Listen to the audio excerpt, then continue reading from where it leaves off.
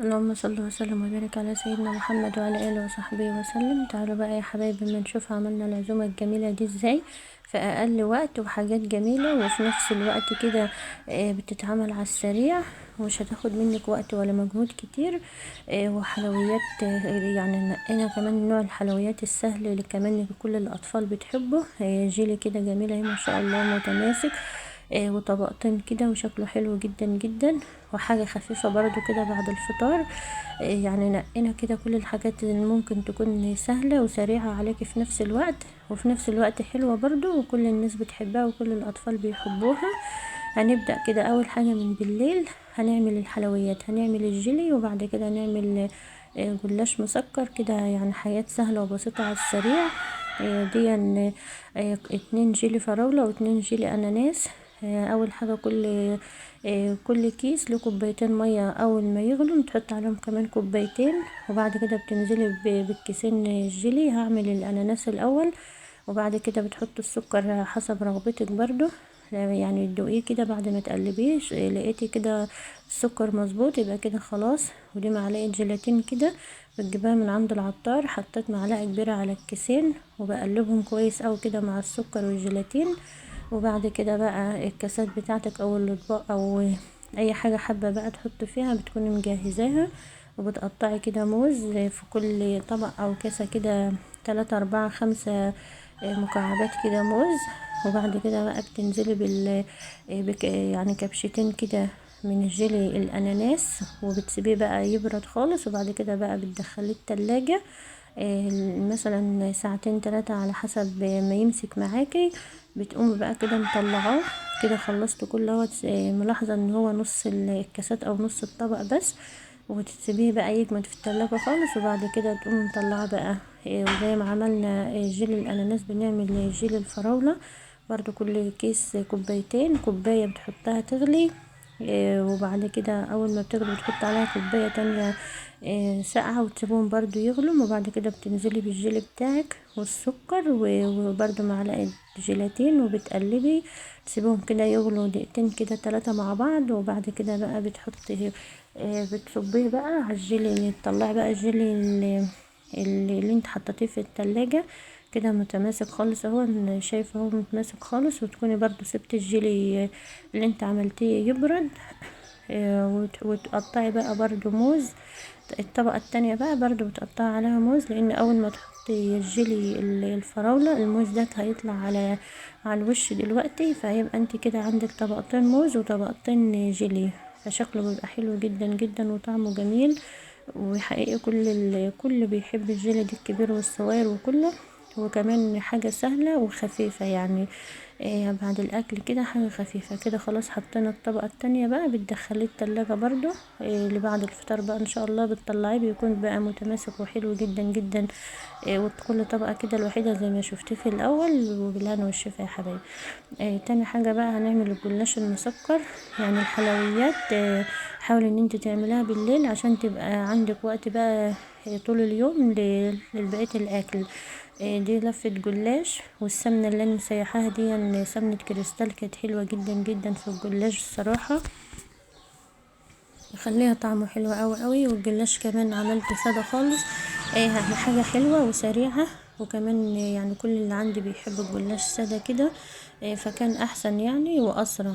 بتجيبي بقى الجلاشة كده بتدهنيها دهنة سمنة كده على السريع او زبدة لو حابة، وبعدين بتطبقها مثلث كده زي ما انت شايفة على طول، وبتسويها كده وبتحطها في الصينية. وبتحط غيرها بقى على طول. وكملوا يا حبايبي معايا الفيديو للاخر هتستفادوا من ازاي تعملي عزومة جميلة كده وافكار حلوة وسريعة. وكمان حتى لو لوحدك او لو بنوتة كده ولسه اول مرة تعملي عزومة هتعمليها ان شاء الله لوحدك وهتشرفي نفسك وجوزك والله قدام ضيوفه. ومش حتى تحتاجي ان انت حد يساعدك ولا اي حاجة، لان هقولك ازاي ترتبي كل حاجة كده ورا بعضها على طول، وهتنجزها على السريع كده وان شاء الله من غير ما تتعبي ولا اي حاجه. كده خلاص خلصت اول صينيه. وتاني صينيه عملتها بقى شويه مثلثات وشويه مربعات كده يعني براحتك انتي. وهسيبها برضو مش هدهن وشها سمنة ولا زبدة غير ان شاء الله مرة وادخلها الفرن. كده بقى بقينا تاني يوم ان شاء الله.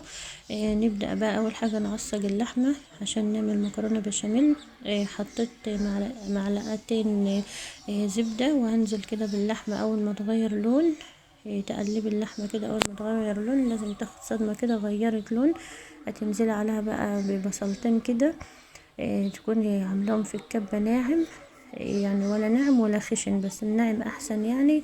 بميتهم كده على طول بتنزلي بيهم على البصل على على اللحمة، وبتقلبي كده تقلبتين تلاتة، وبعد كده بتحطي بهاراتك بقى اللي انا حطيتها في الاول دي، معلقة صويا صوص، وبعد كده ملح وفلفل وكمون وبابريكا وسبع بهارات. دي كلها معالق صغيرة، وبتقلبي بقى على طول كده، وبتحطي بقى ورقتين لورا كده. وبعد كده ما بتلاقي اللحمة خلاص ما عادش فيها مية ولا حاجة خالص ونشفت كده، بتنزلي بقى بقرنين فلفل كده متقطعين احمر واصفر بقى اخضر اللي عندك. بيخلي طعمها جميل، وكمان بيزود معاك الكمية شوية. وبتقلبي برضو كده دقيقتين تلاتة كده بس. تكوني برضو مجهزة كده نص معلقة توم مهروس، بتوسعي لها كده وبتحطيها في النص كده، وبتقلبي بقى بتقلبيها كده مع اللحمة على طول. وبعد كده خلاص تكون اللحمة اتعصجت معاكي وطعمها وريحتها زي الفل كده. اركناها بقى على جنب، وتعالي بقى نعمل البشاميل. دول 4 معالق، معلقتين زبدة ومعلقتين سمنة، وبتحط عليهم برضو 4 معالق دقيق. نفس كمية السمنة والزبدة بتحط زيهم دقيق، عشان انا هعمل كيسين مكرونة. وبتقلبي كده على طول لما بتحمص دقيقتين تلاتة كده وريحته تطلع. دول 2 كيلو لبن، بتنزلي بهم كده على طول على الدقيق، ما بيكلكعش ولا حاجة خالص ما شاء الله. بتلاقيه البشاميل جميل معاك وزي الفل كده. لو عندك شوربة حط كرنبين كده بيدوها طعم جميل. حطيت ورقتين لورا ومعلقة كده صغيرة ملح وفلفل، وقلبي بقى كل دقيقتين تلاتة كده ايدك في البشاميل على طول تقلبي لما توصل بقى للقوام اللي انت شفتيه دي. يبقى كده بقى جميل خالص. جنبك بقى حلة على النار، حط فيها مية وفيها بس معلقتين ملح، واول ما بتغلي بتنزلي بكيسان المكرونه بتوعك على طول كده، بتنجزي وانت واقفه يا حبيبتي كده. كل حاجتك وترتيب الافكار كده كويس جدا جدا.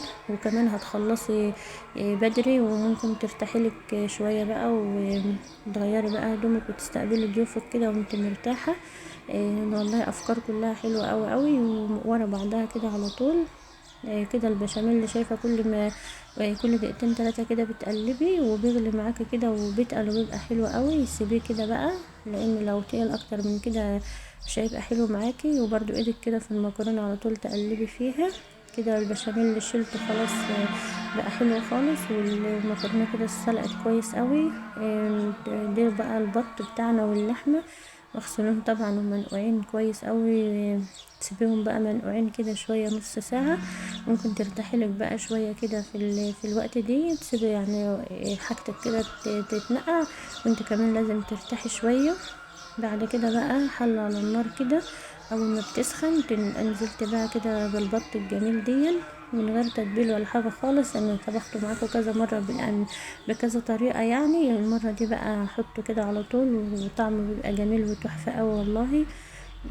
الحلة بس ناشفة كده على النار من غير اي حاجة خالص. تنزلي كده بالبط بياخد صدمة كده من الجنب ده، بتقلبيه الجنب التاني، وتحطي معاه بقى بصلتين. هنا كده بقى دلوقتي ممكن البط ينزل مية كده، بتقومي مصفية المية، يعني تحط الغطا على الحلة كده وتصفي المية بالراحة كده عشان ميبقاش فيها حاجة، يعني يبقى البط ريحته جميلة كده وزي الفل. وبتكوني بقى مجهزة معاكي 3 4 حبات طماطم كده، وبتقطعيهم على وتنزلي بهم بقى على البط كده مع قرن فلفل وملح بقى وفلفل اسمر، والبهارات بتاعتك بقى ورق لورا وحبهان بقى وشمي بقى احلى ريحة بقى على نار وسط كده. وسيبي بقى البط كده على نار وسط، شمي بقى احلى ريحة بجد للبط اهو. تنزلي بقى بالحاجات الجميلة دي كده، وخلي بقى النار وسط كده، وسيبيه بقى لما يستوي بقى وينزل الصوص بتاعه دي خالص خالص. وقلبيه بس، يعني تقلبي كده من الجنب دي للجنب دي كده كل 5 دقايق كده ولا 10 دقايق. بجد احلى طريقة ممكن تعملي بها بط واحلى طعم واحلى شوربة تاخدها منه. جربي يا حبايبي بالطريقة دي ان شاء الله تعجبكم. كده المية كانت غلت اهيت عشان نسلق بقى اللحمة. تحط بقى اللحمة كده على طول، اول ما بتغلي بقى بتطلع كده الطبقة اللي على الوش دي تشيليها خالص. اللي يوصل هنا بقى يا حبايبي وشاف الفيديو لو عجبه كده يعمل، يا ريت كده يعمل لايك للفيديو. لو اول مرة حد يشوف القناة يشرفني كده وينورني بالاشتراك في القناة. كده لازم تشيلي كل الحاجات اللي على الوش دي. شلتها كده والمية بقت نظيفة. انزلي بقى باتنين بصل واتنين طماطم وجزرية كده متقشرة حلو، وورق لورا بقى وحبهان وكبابة صيني وجوز الطيب وكل المنكهات وعود قرفة. كل المنكهات الجميلة بقى اللي عندك دي نحطها كده للحمة. واربطي بقى الحلة بتاعتك وسيبها تستوي برضه على نار وسط كده. براحتها بقى خالص. كده البط اهو بقى يعني شايفة نزل الصوص بتاعه ونشف كده وبقى جميل خالص، ويبقى ريحته بقى طالعة كده زي الفل. زودي بقى مية مغلية كده وسيبيه بقى يستوي بقى يكمل سواه. برضه اهم حاجة كده النار تكون وسط ما تعليش. شايفة بيغلي بقى وما شاء الله عليه ازاي. يعني تجهزي بقى حاجتك كده وتسوي الاكل بتاعك بهدوء كده وعلى نار وسط كده بيبقى طعمه حلو قوي. السمنه دي كلها بقى بتشيلها كده على الوش عشان نوع البط دي بيبقى عامل السمنه كتير قوي كده، فانت لازم تشيليها.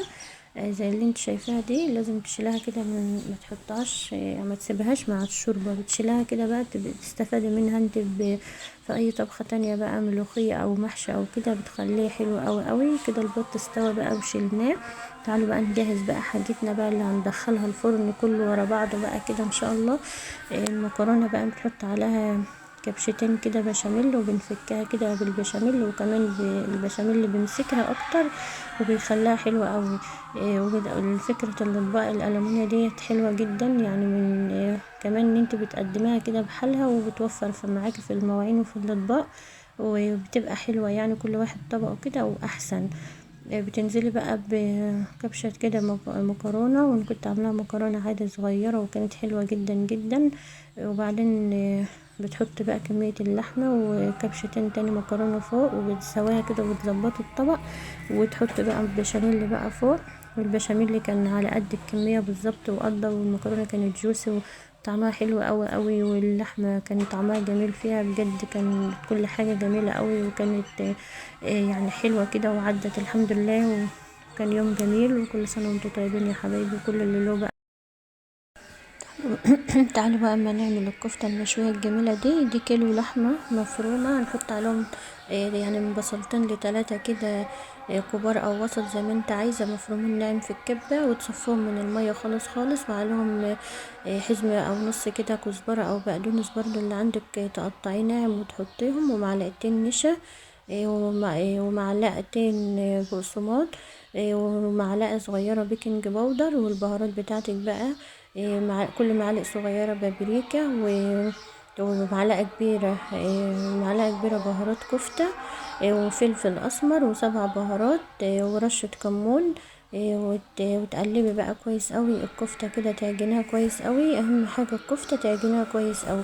زي ما قلتلك بقى تحط بيكنج باودر معلقة صغيرة ومعلقتين نشا كبار ومعلقتين بقسماط كبار وفلفل اسمر وبابريكا وملح معلق صغيرة وسبع بهارات معلق صغيرة وبهارات الكفتة معلقة كبيرة. ودي مية البصل اللي احنا صفناها كويس قوي، بنحط عليها معلقة بابريكا ومعلقة زيت، وبتدهني بقى ايدك كده علشان تصبعي بقى الكفتة عشان ما تلزقش في ايدك ولا حاجة. وبتجيبي المسن بتاعك او معلقة اللي عندك، تاخدي القطعة كده تلفها في ايدك كده زي ما انت شايفة، وبعد كده بتدخلها كده في المسن او المعلقة، وبايدك كده برضو بتصبعي، وصبعك الكبير كده بيعمل الطلاعة الحلوة دي.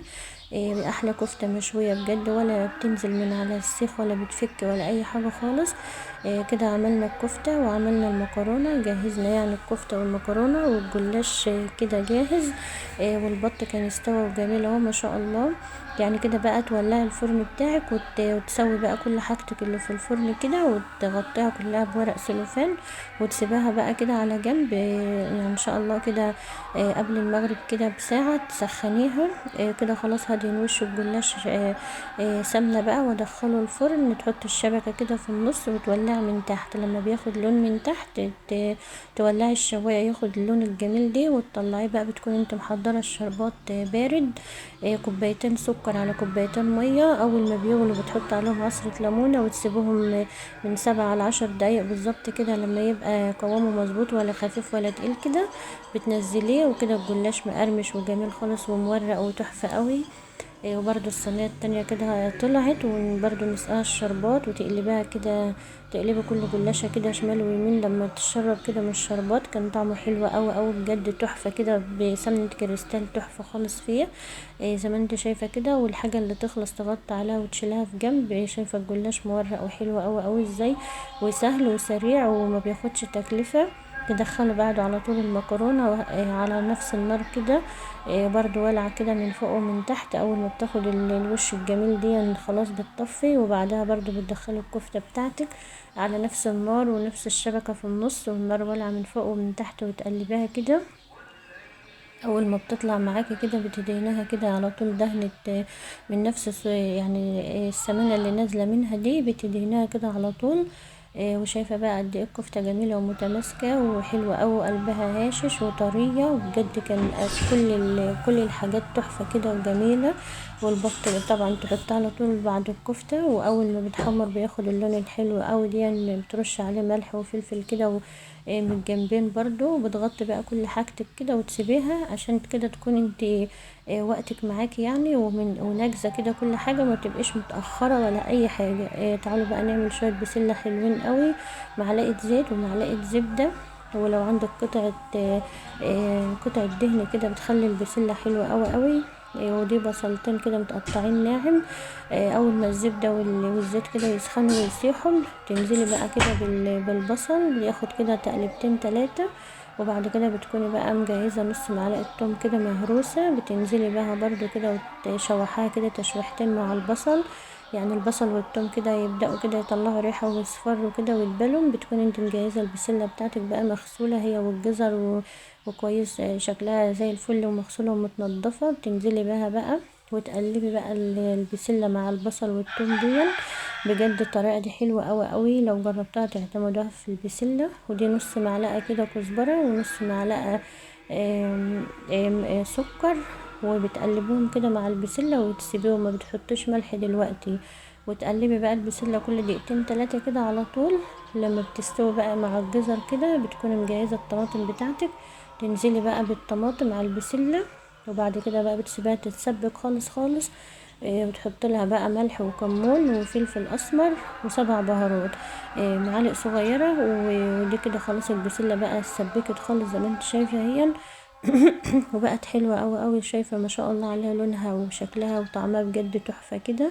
تكوني مقطعة بقى يعني حتتين لحمة كده مكعبات صغيرة، بيخلي طعم البسلة حلوة قوي. وتنزلي بيهم، وكده البسلة خلصت. وكده بقى كنا خلصنا في رز بشعرية بقى، بس ما تصورش. وحضري بقى احلى طبق بتاعك. وكنا عاملين سمبوسة كمان بس ما صورتش برضو في اليوم دي. وجهزي طبقك بقى. كل سنة وانتم طيبين يا حبايبي، ما تنسوش اللايك والاشتراك في القناة. وشكرا.